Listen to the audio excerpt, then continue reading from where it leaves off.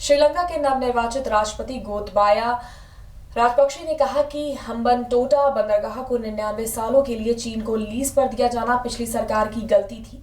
इस समझौते पर फिर से बातचीत चल रही है। निवेश के लिए कर्ज का छोटा हिस्सा देना अलग बात है, लेकिन रणनीतिक तौर पर महत्वपूर्ण एक आर्थिक बंदरगाह को पूरी तरह दे देना गलत है। इस पर हमारा नियंत्रण होना चाहिए। देखिए इस पर हमारी ये खास रिपोर्ट। श्रीलंका के नवनिर्वाचित राष्ट्रपति गोतबाया राजपक्षे ने देश के पूर्ववर्ती सरकार पर हमला करते हुए कहा कि उसने चीन की हम्बनटोटा बंदरगाह 99 वर्षों के लिए लीज पर देकर गलती की। उन्होंने कहा कि निवेशक के लिए ऋण का छोटा हिस्सा देना अलग बात है, लेकिन एक रणनीतिक तौर पर महत्वपूर्ण आर्थिक बंदरगाह को पूरी तरह दे देना स्वीकार्य नहीं है। इस पर हमारा नियंत्रण होना चाहिए था।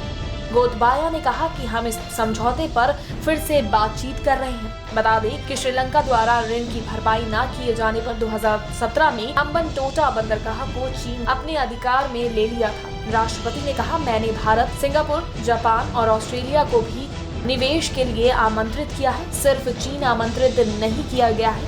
इस दौरान उन्होंने ये भी कहा कि हिंद महासागर एक महत्वपूर्ण क्षेत्र है और ये वर्तमान की भू राजनीति में महत्वपूर्ण भूमिका निभाता है। श्रीलंका एक महत्वपूर्ण रणनीतिक हिस्से में मजबूत है और सभी समुद्री रास्ते श्रीलंका के पूर्व और पश्चिम से होकर गुजरते हैं। इसलिए इन रास्तों को मुक्त होना चाहिए और किसी भी देश को इन रास्तों पर नियंत्रण स्थापित नहीं करने दिया जाएगा। राजपक्षे ने कहा कि वो श्रीलंका को एक तटस्थ राष्ट्र के रूप में देखना चाहते हैं। वो भारत के साथ मिलकर काम करना चाहते हैं और इसलिए वो ऐसा कुछ नहीं करेंगे जिससे किसी के हित को नुकसान पहुंचे। मालूम हो कि इसी महीने हुए राष्ट्रपति चुनाव में गोतबाया राजपक्षे ने जीत हासिल की। उन्होंने 18 सितंबर को शपथ ली थी। गोतबाया 29 नवंबर को अपने पहले आधिकारिक यात्रा पर भारत आएंगे।